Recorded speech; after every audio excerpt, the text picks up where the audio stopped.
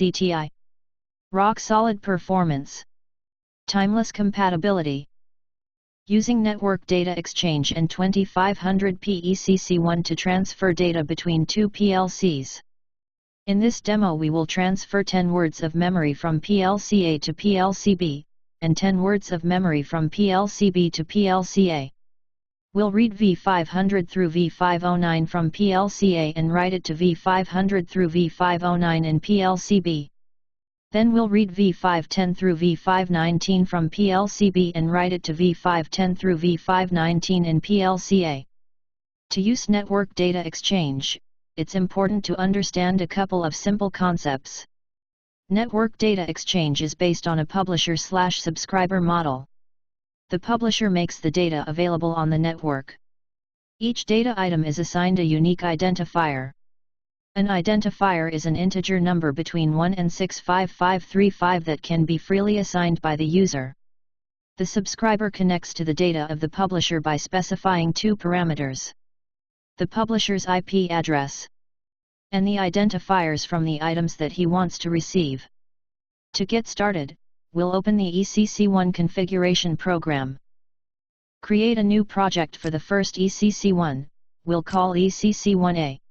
We'll enter a name identifier, then the IP address and subnet mask.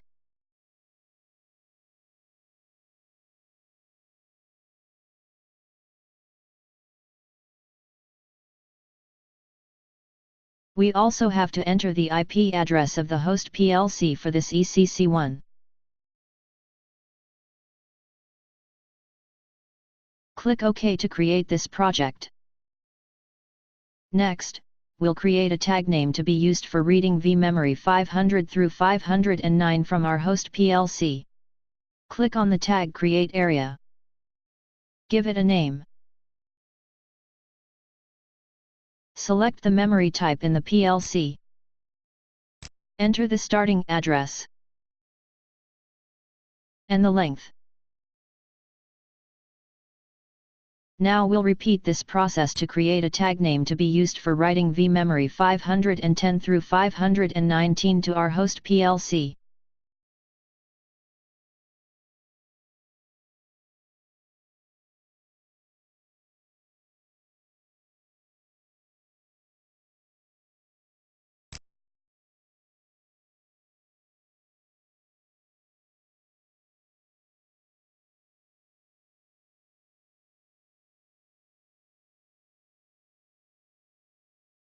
Then repeat this process to create a project for ECC1B.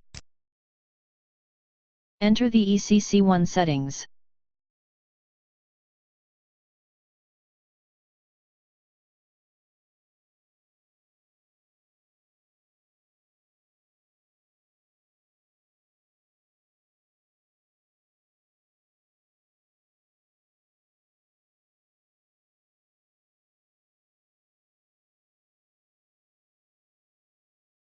Create the tags for writing and reading the PLC data.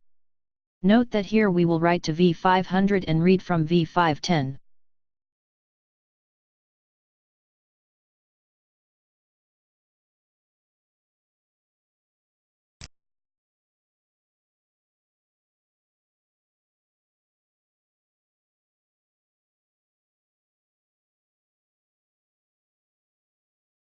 Now save the file.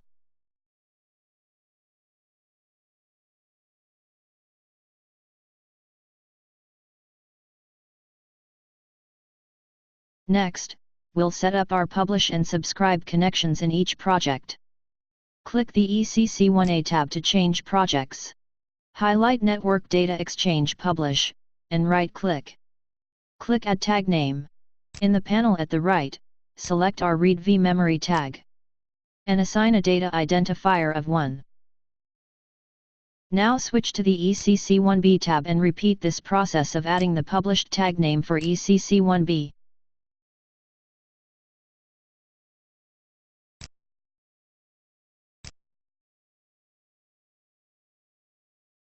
Switch back to the ECC1A tab and right-click on Network Data Exchange Subscribe.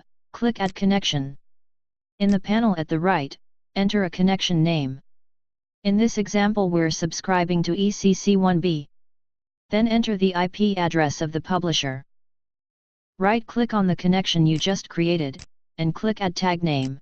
Select the tag name which will receive the subscribed data. Here we use the tag name write vMemory. Then enter the published data identifier. This must match the identifier used by ECC1B to publish the data, which is 1 for our example. Repeat this process for ECC1B, to add the subscribed connection to ECC1A and the tag name to receive the subscribed data.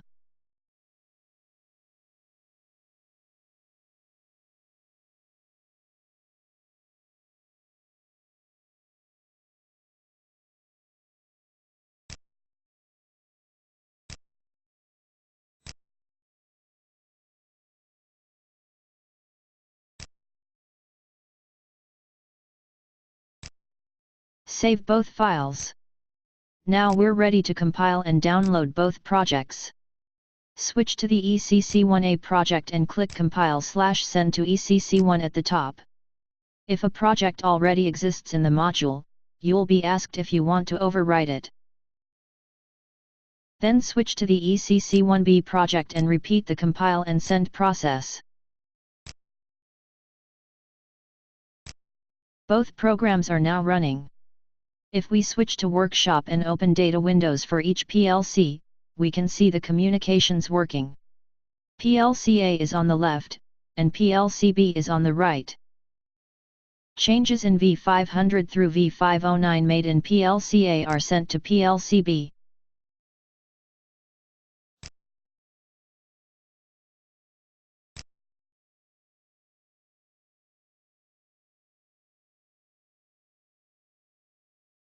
And changes made in V510 through V519 in PLC-B are sent to PLC-A.